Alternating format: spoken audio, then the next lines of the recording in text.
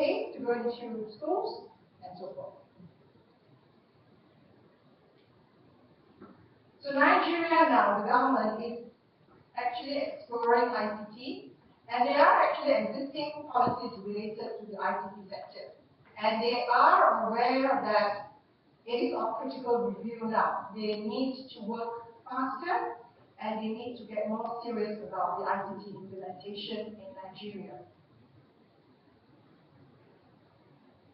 Now, based on the Global Information Technology Readiness that was done in 2004 and 2005, it appears that Nigeria is at the 86th position out of 104 countries, and then the following year, it's at 90th out of 115 countries.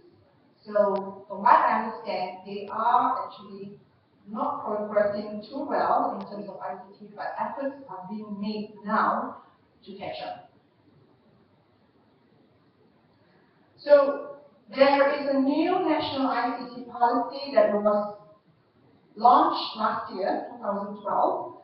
Its idea or its objective is a framework for streamlining the ICT sector, and also it enhances the ability to help address socio-economic and development challenges while facilitating the transformation of Nigeria. So this is a new policy that hopefully would bring some progress to Nigeria in terms of the ICT infrastructure and also to the ICT integration in the Nigerian schools.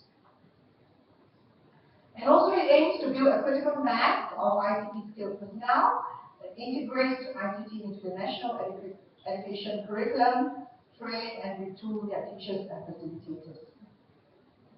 Now, in terms of cultural perception, culture is a set of values and beliefs that shape or inform and motivate a person's behavior. So cultural perception is a very interesting variable and important variable as well to be explored, especially when in the developing countries where ICT is usually not part of the culture. Now, the study is a qualitative study. It seeks to explore few questions, research questions. Yeah? What are the cultural perceptions among teachers towards the use of ICT for education?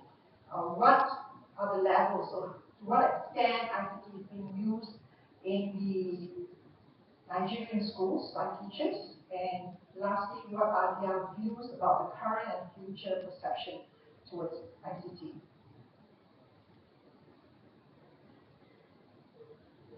Now, this study comprised 5 Nigerian school teachers who are enrolled as PhD students in University of Malaysia. That's where she's doing her PhD, that's where I come from.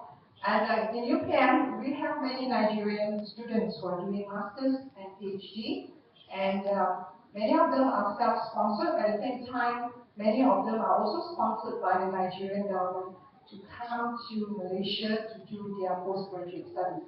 And some of them are also on a Commonwealth scholarship, sponsored by Commonwealth to pursue their postgraduate.